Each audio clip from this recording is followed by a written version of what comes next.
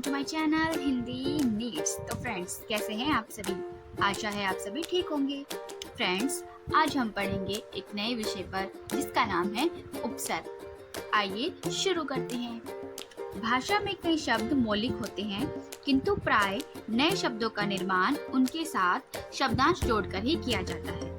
कुछ शब्द मौलिक होते हैं, लेकिन नए शब्दों का निर्माण करने के लिए हम उनके साथ शब्दांश जोड़ देते हैं। ठीक है, यानी कि एक छोटा सा शब्द का अंश जोड़ देते हैं। शब्दांशों के द्वारा नए शब्द बनाने को शब्द रचना या शब्दों की बनावट कहते हैं। जब शब्दांशों से नए शब्दों का निर्माण किया जाता है, उस प्रक्रिया को कहते हैं शब्द रचना या शब्दों की बनावट। इन शब्दांशों का स्वतंत्र कोई अस्तित्व नहीं होता। मतलब जब उनको हम जोड़ते हैं तभी उनका अर्थ निकलता है, उनका अपना कोई अर्थ नहीं होता। लेकिन शब्द के आगे या बाद में जुड़कर ये नए सार्थक शब्दों का निर्माण करने के काम आते हैं। मतलब दूसरे शब्दों के साथ जोड़ देते हैं तो ये नए शब्दों का निर्माण करते हैं। उपसर्ग, प्रत्यय, संधि व समास इसी तरह के शब्द होते हैं।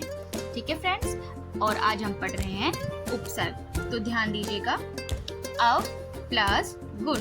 अवगुण मतलब बुरे गुण। देखो, अव का अपना कोई मतलब नहीं है, लेकिन गुण का मतलब है। जब हमने इन दोनों को जोड़ा तो बन गया बुरे गुण। ऐसे ही निर प्लस गुण, निर्गुण, बिना गुण के। गुण, सगुण, गुण सहित। दुर प्लस गुण, दुर्गुण, बुरे गुण।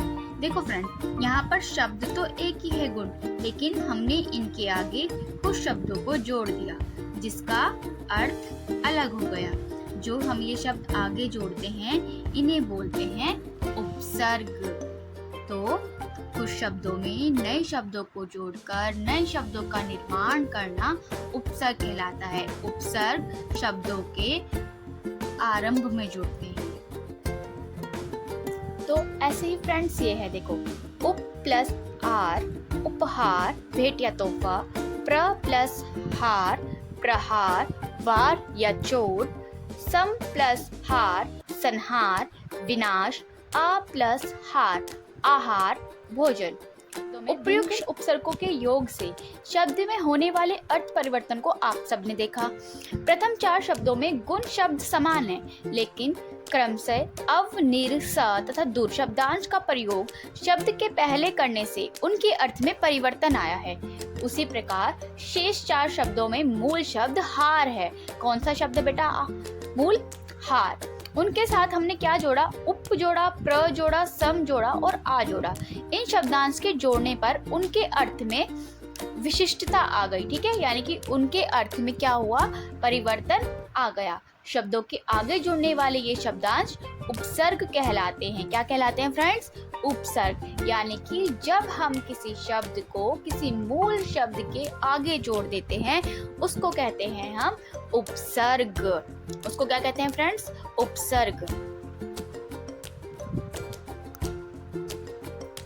अब ये देखिए, उपसर्ग का शाब्दिक अर्थ है उप मतलब पास और सर्ग का मतलब है सृष्टि। यानी कि शब्द के पास पहुंचकर उनमें नए अर्थ की सृष्टि करना उपसर्ग होता है। हम कह सकते हैं जो शब्दांश शब्दों के आदि में जुड़कर उनके अर्थ में परिवर्तन या विशेषता ला देते हैं वो उपसर्ग कहलाते हैं। यानी कि जो शब्द को आदि यानी कि आरंभ में जुड़कर उनके अर्थों में परिवर्तन ला दे उसे क्या कहते हैं? उपसर्ग। जैसे हमने अव में, गुण में और हार में परिवर्तन देखा। कुछ शब्दों के उनके आगे जोड़ देने पर उनमें परिवर्तन हो गया, उन्हें क्या कहेंगे हम? उपसर्ग कहेंगे।